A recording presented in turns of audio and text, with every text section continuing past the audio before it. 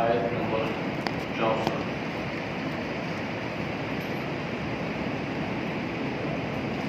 أعوذ بالله من الشيطان الرجيم. بسم الله الرحمن الرحيم. قل هو القادر على أن يبعث عليكم عذابا من فوقكم أو من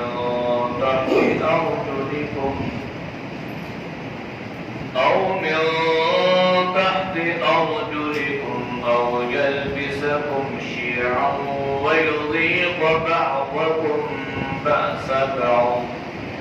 انظر كيف نصرف الآيات لعلهم يفقهون. وكذب به قومك وهو الحق قل لست عليكم بوكيل. صدق الله العظيم. ترجمہ. قل کہہ دیجیے هو القادر، وہ قادر ہے، علی اس بات پر ان یبعث کہ بھیجے علیکم تم پر عذابا کوئی عذاب من فوقکم تمہارے اوپر سے او یا من تحتی نیچے سے ارجلکم تمہارے پاؤں سے او یلبسکم یا تمہیں پہنائے کرے شیعاً ٹکڑے گروہ وَيُذِيقَ اور چکھائے بعضکم تم میں سے بعض کو بأسا لڑائی بعض کے ساتھ. انظر دیکھیے کیفا کس طرح نصرف الآیات ہم پھیرتے ہیں آیات کو لعلہم یفقہون تاکہ وہ سمجھ لیں. وَكَذَّبَ اور جھٹلایا یہی اس کو قوم کا تیری قوم نے وَهُوَ الْحَقُّ اور وہ حق تھا، سچ تھا. قل کہہ دیجئے لست نہیں ہوں میں علیکم تم پر بوکیل وکالت کرنے والا کارساز. آیات کا ماقبل آیات کے ساتھ ربط اور تعلق یہ تھا کہ ماقبل آیات میں اللہ نے فرمایا کہ اللہ جو ہے یہ اپنے بندوں پر زور آور ہے، غالب ہے، طاقت والا ہے، زبردست ہے. پھر اللہ اس دنیا میں انسان کو مختلف امتحانوں میں، آزمائشوں میں ڈالتا ہے. پھر اللہ نے پوچھا کہ جب تمہارے اوپر کوئی مصیبت پریشانی آئے تو تمہیں کون نجات دیتا؟ تمہاری کشتیوں کے بیڑے کون پار لگاتا؟ انہیں منزل مقصود پر کون پہنچاتا؟ تو اللہ نے خود یہ جواب دیا کہ قل اللہ، اللہ ہی ہے جو انسان کو مشکلات سے، پریشانیوں سے، الجھنوں سے، امتحانوں سے، موجوں سے، طوفانوں سے نکالتا ہے. لہذا انسان کو چاہیے کہ وہ ہر حال میں اپنے اللہ کا شکر گزار بندہ بن کر دے. پھر اللہ نے فرمایا کہ اللہ وہ ذات ہے. پہلے تو اللہ نے فرمایا نا کہ اللہ اپنے بندوں پر غالب ہے، طاقت والا ہے. تو ہونا تو یہ چاہیے کہ جو آور ہے، طاقت والا ہے، غلبے والا ہے، اگر اس کے بندے دنیا میں اس کی نافرمانی کریں تو اس کے بارے میں اللہ نے آج کی آیات میں بیان فرمایا. قل اے نبی صلی اللہ علیہ وسلم، آپ یہ اعلان فرمائیں، آپ یہ کہہ دیں سب کو، کیا کہہ دیں؟ هو القادر، وہ اللہ اس بات پر قادر ہے، وہ قدرت رکھنے والا ہے، وہ طاقت رکھنے والا ہے، ان یبعث علیکم عذابا من فوقکم او من تحت ارجلکم، کہ اگر تم اس اللہ کی نافرمانی کرو تو وہ اللہ تمہارے اوپر عذاب بھیج دے، اور عذاب بھیجنے کی مختلف صورتیں ہیں۔ اللہ چاہے تو تمہارے اوپر سے عذاب مسلط کرے، اور اللہ چاہے تو تمہارے نیچے سے تمہیں عذاب میں مبتلا کر دے۔ اوپر سے جو عذاب ہے اس کی کئی صورتیں ہیں۔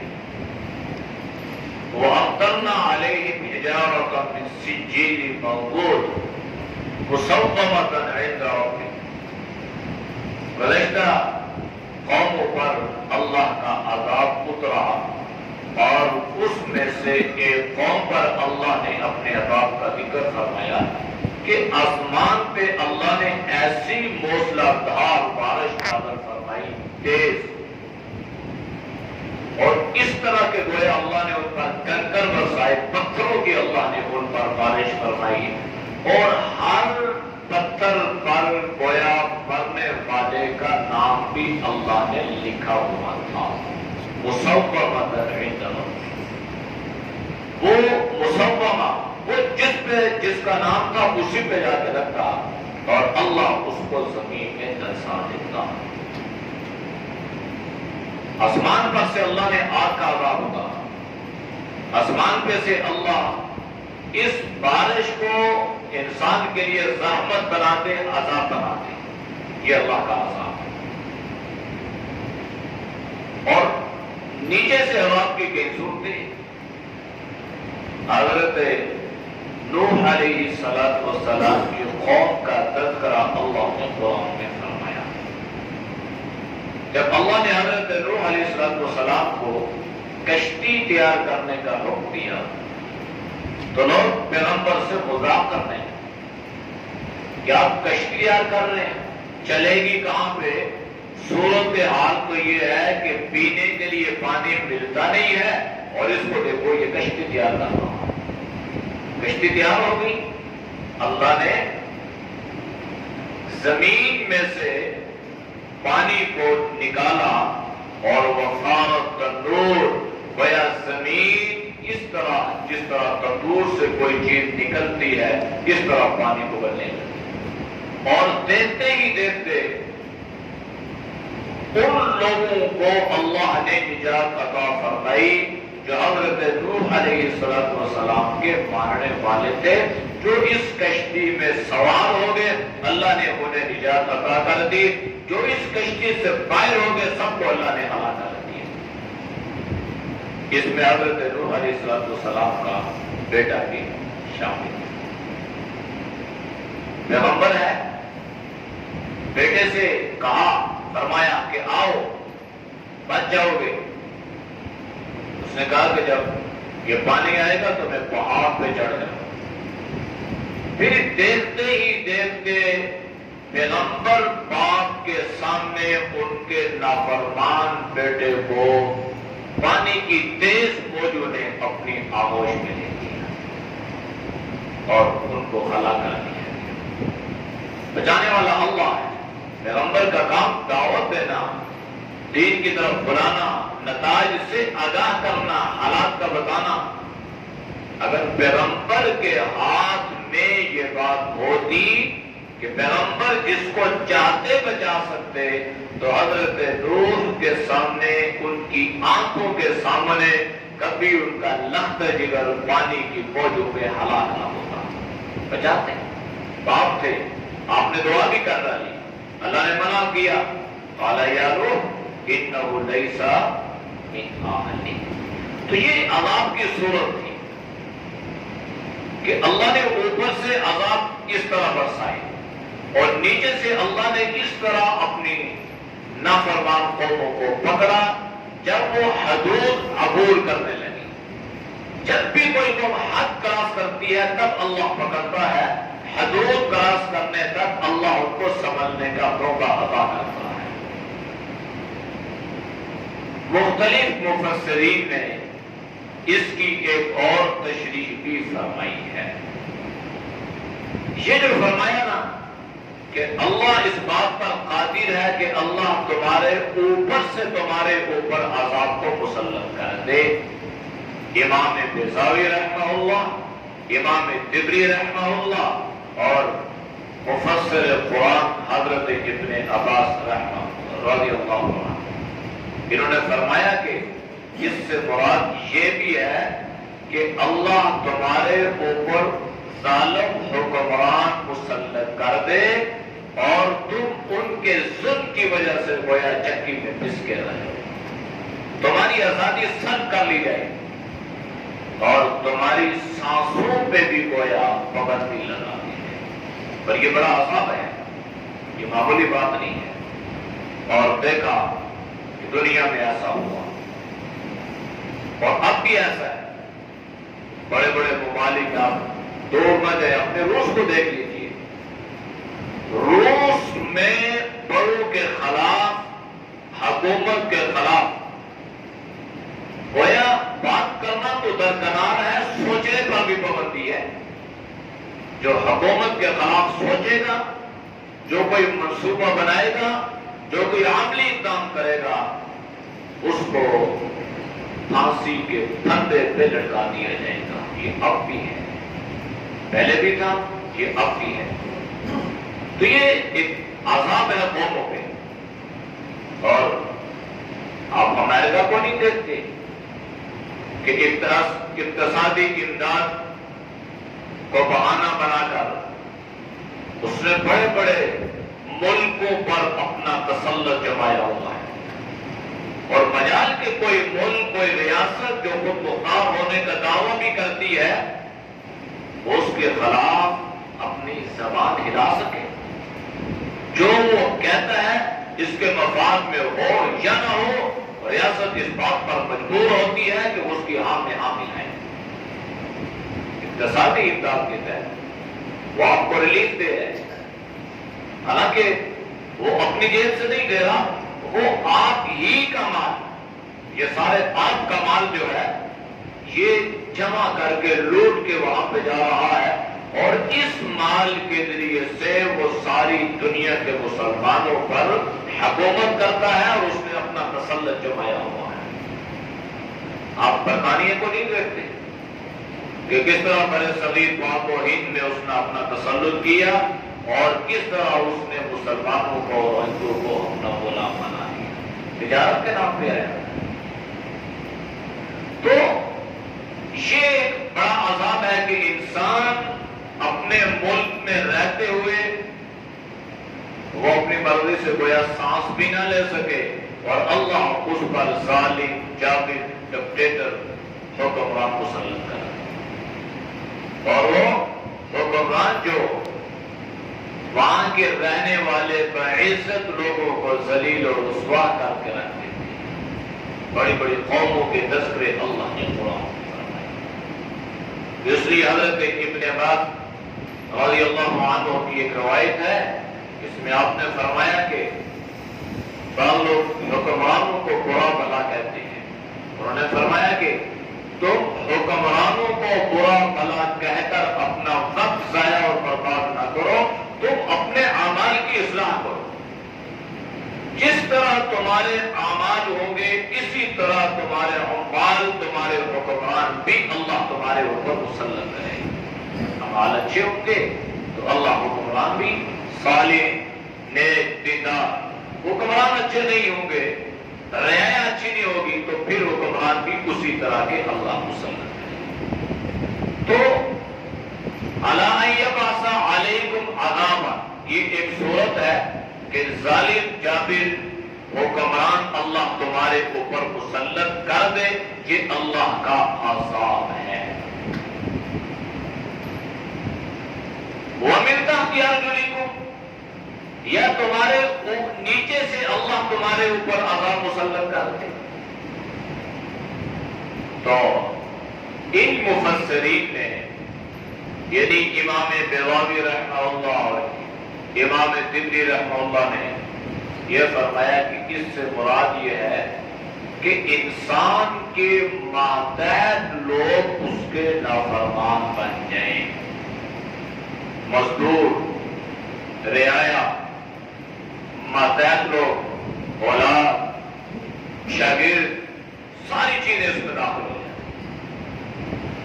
تو جب نافرمانی پہ اتر آتے ہیں تو بڑے بڑے سرمایہ دار جاگیردار لوگوں کا جینا حرام کر کے رکھ دیتے ہیں. اب یہ بڑی بڑی فیکٹری ہیں، ملیں، اگر ان کے مزدور ہڑتال کریں اور کہیں جی ہم کام نہیں کرتے تو وہ مالک، سرمایہ دار، امیر آ تو خود مل چلائے گا، وہ آ تو خود مشینیں اسٹارٹ کرے گا. محتاج ہو گئے. ان کا بڑا مالدار ہے، خراب بندی بھی ہے، لیکن وہ اپنے مزدور کا محتاج ہے. تو یہ بھی اللہ کا ایک عذاب ہے کہ اپنے ماتحت لوگ جو ہے یہ انسان کے نافرمان. آج ہم اپنے معاشرے میں دیکھتے ہیں کہ ہمارے ماتحت لوگ، جس میں ہمارے چھوٹے بہن بھائی بھی داخل ہیں، ہماری اولادیں بھی داخل ہیں، ہمارے شاگرد بھی داخل ہیں. تو آج سے کچھ عرصہ پیچھے چلے جائیں، 50 60 سال، 70 80 سال، تو اس وقت وہ کیفیت نہیں تھی جو آج ہمیں معاشرے میں ملتی ہے. علم اتنا نہیں تھا لیکن ادب تھا. پڑھے لکھے اتنے نہیں تھے لیکن ادب کیسا تھا کہ مجال اپنے استاد کے سامنے اونچی آواز سے بولے. اب یہ جو بخاری شریف ہے نا، حدیث کی کتاب، امام بخاری رحمہ اللہ، محمد بن اسماعیل، تو ان کے بارے میں کتابوں میں لکھا ہے کہ امام بخاری رحمہ اللہ حدیث شریف کا 10 بخارا کی بڑی جامع مسجد میں دے رہے ہیں. تو 10 دیتے دیتے آپ کھڑے ہو جاتے ہیں، پھر بیٹھ جاتے ہیں. تو کئی مرتبہ آپ نے ایسا ہی کیا.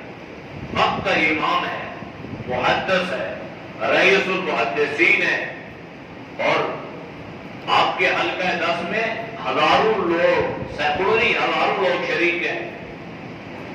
دور دراز سے بڑے بڑے لوگ جو ہیں وہ سفر کر کے آپ کے 10 میں شریک ہو رہے ہیں. لیکن کیا تھا کہ آپ 10 دیتے، کھڑے ہو جاتے، پھر بیٹھتے، پھر. تو جب 10 فارغ ہوا تو بڑی ہمت کر کے شاگردوں نے آپ سے پوچھا کہ شاید یہ کوئی سنت ہوگی کہ جس حدیث پڑھاتے ہوئے ہمارے استاد محترم نے یوں کیا کہ آپ پڑھاتے ہوئے کھڑے ہوئے بیٹھے، شاید یہ کوئی آپ صلی اللہ علیہ وسلم سے کوئی ایسا عمل ثابت ہوگا. کیونکہ ایسا بھی ہوا کہ حدیث پڑھتے پڑھتے جہاں اللہ کے نبی مسکرائے تو مفسرین وہاں پہ مسکرا پڑے، جہاں پہ روئے تو وہاں پہ تاروں قطار ہونا شروع کر دیے. تو فرمایا کہ شاید یہ کوئی عمل ہو. تو بڑی ہمت سے شاگردوں نے پوچھا، حضرت آج ہم آپ کو خلاف معمول ایسا کرتا ہوا دیکھ رہے تھے، تو کیوں آپ نے ایسا کیا؟ کیا یہ سنت ہے؟ کیا یہ کوئی حدیث سے ثابت ہے؟ تو آپ نے فرمایا نہیں، سنت بھی نہیں ہے، حدیث سے ثابت بھی. مسئلہ یہ ہے کہ میں جب حدیث پڑھا رہا تھا نا تو میرے سامنے گلی سے وہ ایک بھنگی تھا، اس کا بیٹا آ رہا تھا.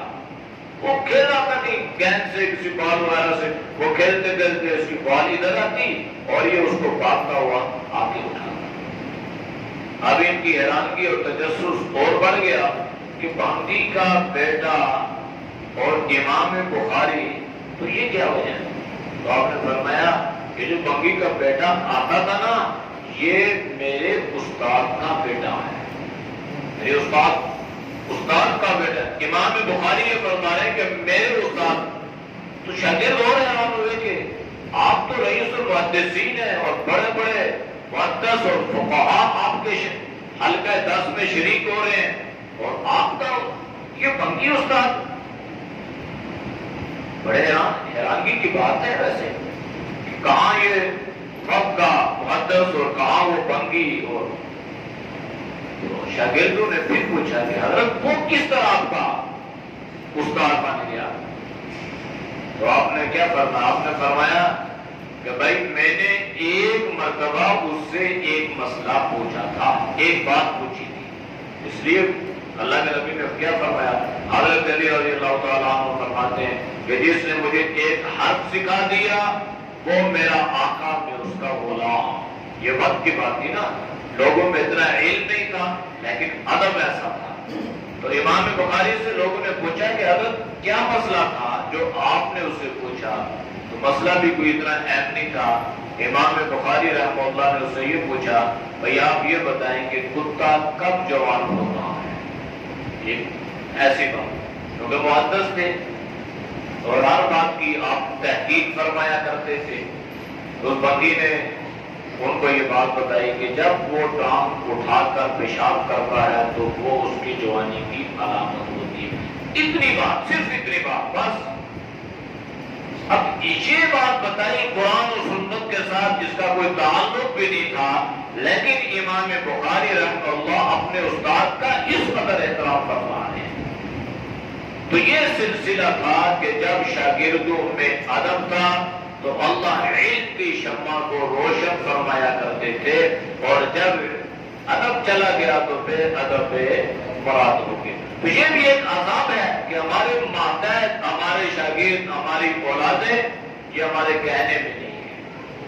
تو آؤ من تحت ارجلکم، یا اللہ تمہارے نیچے سے تمہارے اوپر کوئی عذاب نہیں۔ او یلبسکم شیعا، یا اللہ تمہیں شیعہ ٹکڑے، تفرقہ، وَيُذِيقَ بَعْضَكُمْ بَأْسَ بَعْضٍ، اور اس ٹکڑوں کے نتیجے میں تم ایک دوسرے سے لڑنے لگ جاؤ، ایک دوسرے سے لڑائی۔ اب ایک مرتبہ جب یہ آیت اتری نا تو اللہ کے نبی صلی اللہ علیہ وسلم نے دعا کر رہے، یا اللہ، تین دعائیں آپ نے فرمائی۔ پہلی دعا آپ نے یہ فرمائی کہ اللہ میری امت پر پہلی امتوں کی طرح عذاب نہ اتارنا۔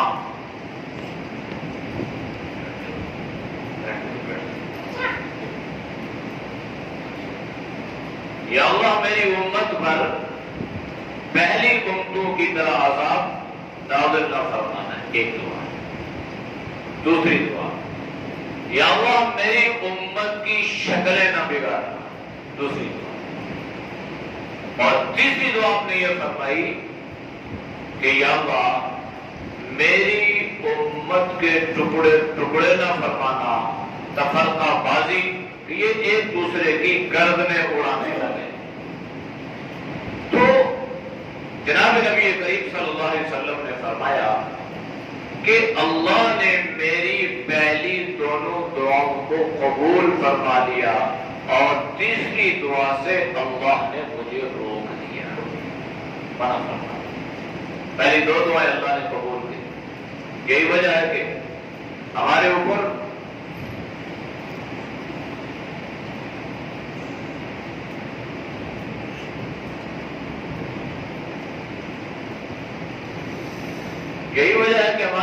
پہلی امتوں کی طرح عذاب نہیں اترتا، ورنہ جو معاملات گناہ کرتوت ان کے تھے آج بھی اس کی کمی نہیں ہے، بلکہ اس سے کئی گنا زیادہ ہے۔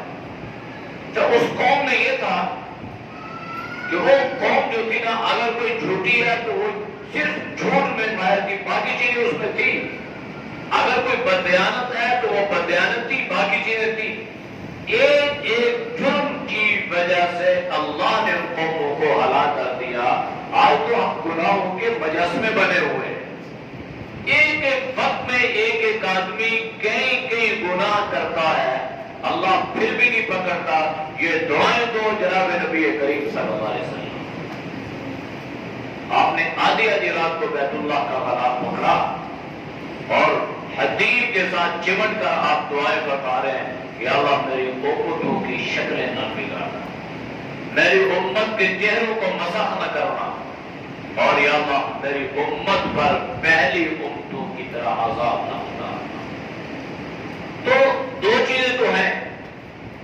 صلی اللہ علیہ وسلم کہ بہت سارے اس امت پر احسانات ہیں، اور یہ بھی بہت بڑا احسان ہے کہ آج ہم گناہوں کے باوجود اللہ نے ہمارے گناہوں پر، ہمارے عیوب پہ پردہ ڈالا، اور ہماری چہروں کو، ہماری صورتوں کو، ہماری شکلوں کو اللہ مسخ نہیں کرتا، ورنہ جو صورتحال ہے اس میں تو ہماری صورتیں، ہمارے چہرے مسخ ہو جانے چاہیے۔ یہ جناب نبی کریم صلی اللہ علیہ وسلم کی دعاؤں کا نتیجہ۔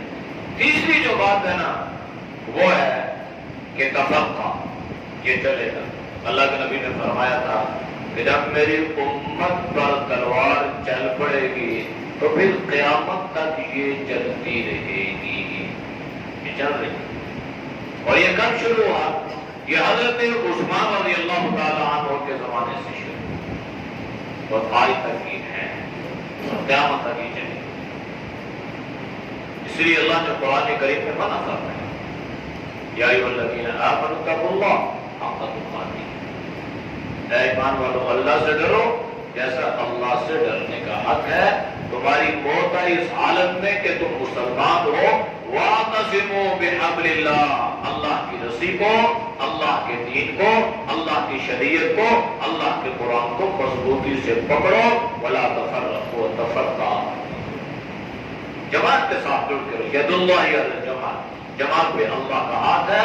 من شر شرک فی النار، جو جماعت سے کٹ گیا وہ ہلاک۔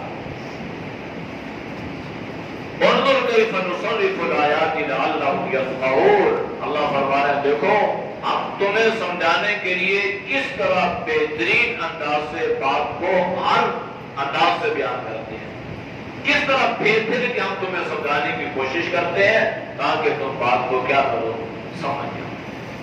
وَكَذَّبَ بِهِ قَوْمُكَ وَهُوَ الْحَقُّ، اس کے باوجود تیری قوم نے اس حق کو جھٹلا دیا، حالانکہ وہ سمجھتی تھی کہ یہ حق و سچ ہے، اور تیری قوم اس کی تکذیب کرنے لگی، قرآن کو جھٹلا دیا، آپ صلی اللہ علیہ وسلم کی تکذیب کرنے لگے۔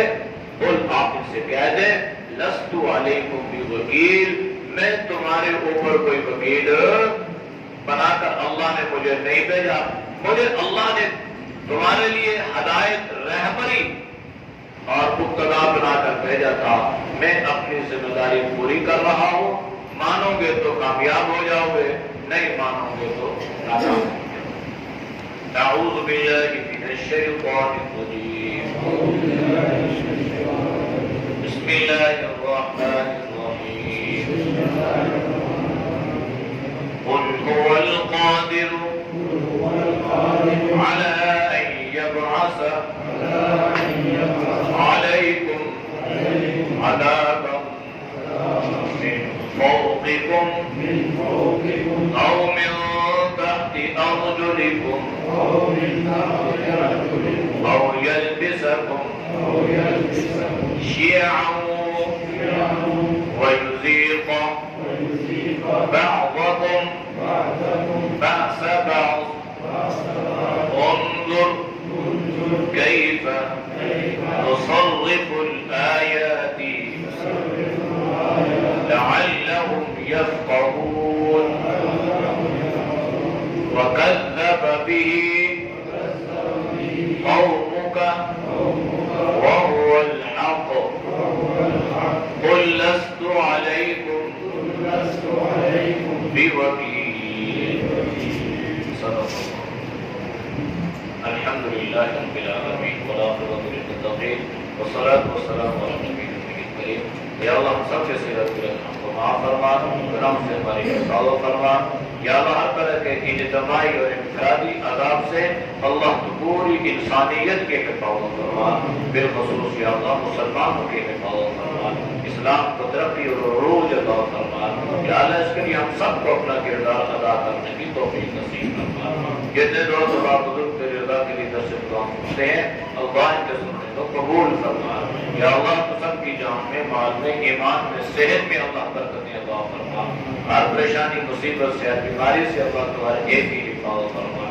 صلی اللہ تعالی علی خیر خلقہ محمد وعلی آلہ وصحبہ اجمعین برحمتک یا ارحم الراحمین۔